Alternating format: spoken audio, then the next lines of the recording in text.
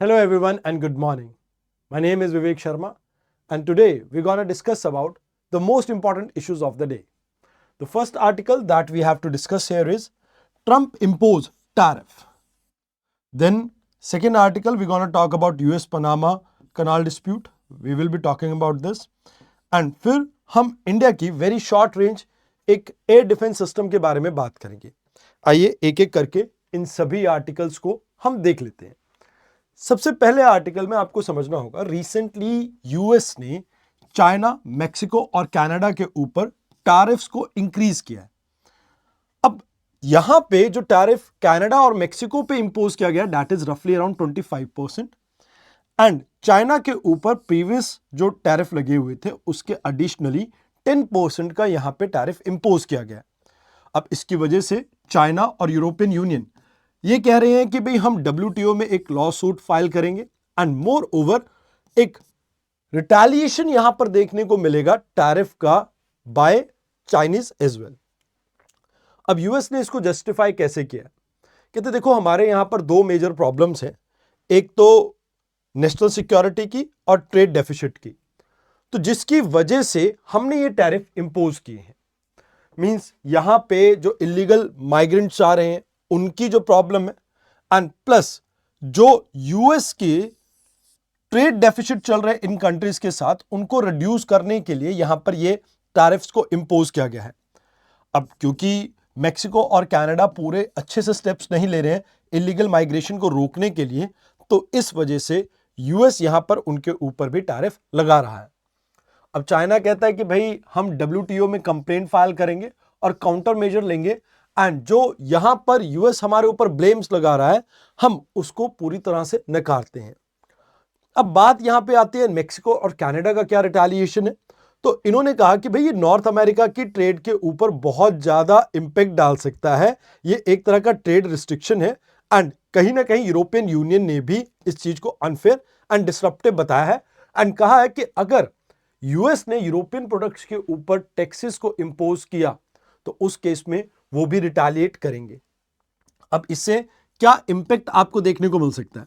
अब इमीडिएटली तो जैसे यूएस की इकोनॉमी में टैरिफ इंक्रीज होने की वजह से कमोडिटी की सप्लाई कम होगी, सप्लाई कम होने की वजह से डिमांड सेम भी होगी, तब भी आपको इन्फ्लेशन देखने को मिल सकता है यूएस की इकोनॉमी में. तो इंपोर्ट प्राइसेस इंक्रीज होंगे, इन्फ्लेशन देखने को मिलेगा, खासकर automobile, electronics, energy and agriculture segment में. एंड एडिशनली यहां पर ट्रेड टेंशंस जो हैं वो एक्सकेलेट करेंगी ग्लोबल पावर्स के बीच में, खासकर चाइना एंड यूएस के बीच में. And we have to focus upon कि अब इसके क्या इंप्लीकेशन होंगे.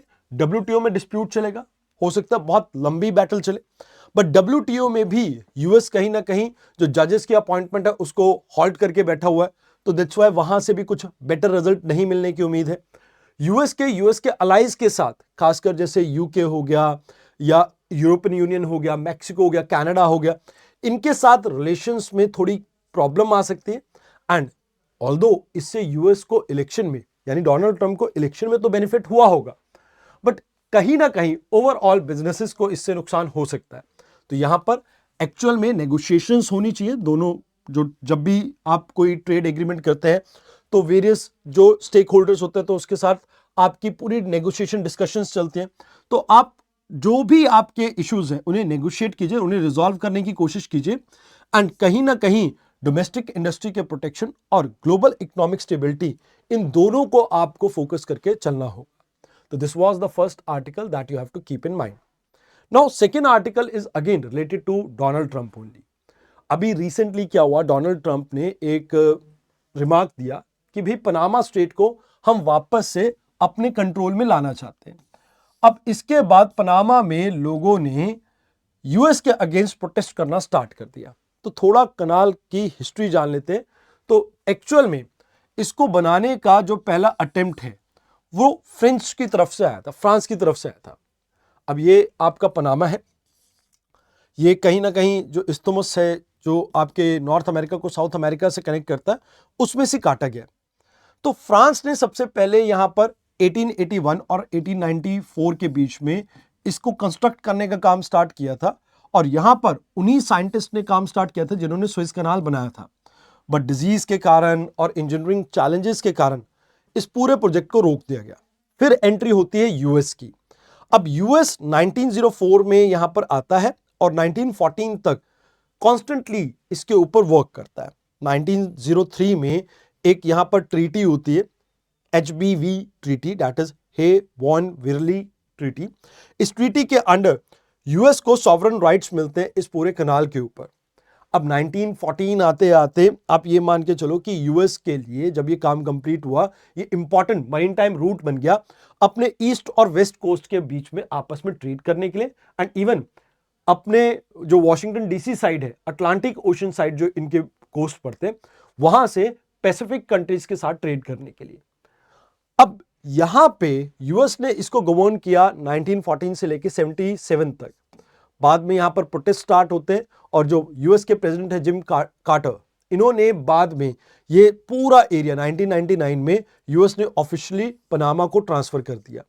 अब यूएस के लिए एरिया इंपॉर्टेंट क्यों है? बिकॉज यूएस की ट्रेड के लिए इंपॉर्टेंट है, मेन टाइम ट्रेड रूट है इनकी शिपमेंट्स के लिए, खासकर ईस्ट से वेस्ट कोस्ट के बीच में। अब प्रॉब्लम ये आ रही है कि चाइना का इन्वेस्टमेंट इस एरिया में इंक्रीज हो रहा है। जैसे चाइना की कुछ कंपनीज हैं जो यहां पर कुछ टर्मिनल्स को ऑपरेट कर रही है, कंस्ट्रक्शन कंपनीज आ चुकी हैं, तो यूएस को थोड़ा चाइना के आने से घबराहट हो रही है। And more over communication companies भी आ चुकी हैं, तो यूएस कह रहा है कि भाई मेरे इंटरेस्ट यहां पर खतरे में है, तो दैट्स व्हाई अब यूएस ने कहा कि भाई हम इस एरिया को कंट्रोल करना चाहते हैं। अब जो पनामा के प्रेसिडेंट है, उन्होंने यहां पर यूएस की डिमांड को रिजेक्ट कर दिया और इन्होंने कहा कि भाई देखो, अगर ऐसा हुआ तो हम पूरा इसको विरोध करेंगे।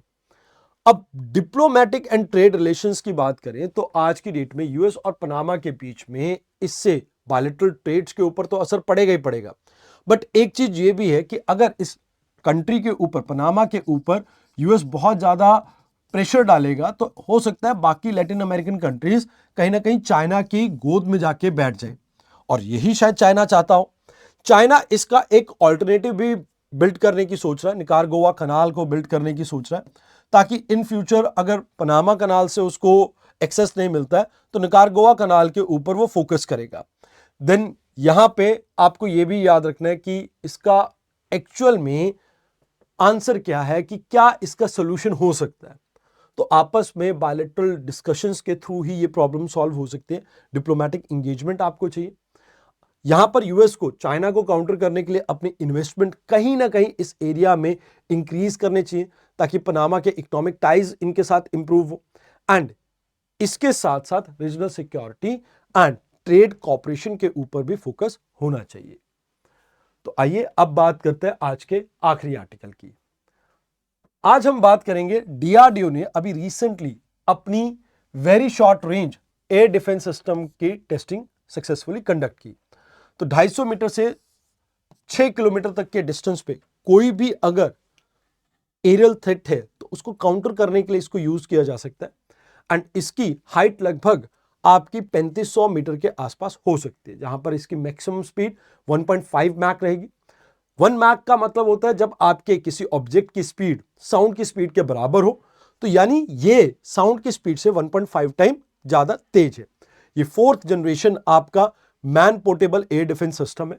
मैन पैड बोला जाता है, जो हाथ पे कैरी करके आप एयर में कोई भी एरियल थ्रेट्स हो उनको काउंटर कर सकते हैं।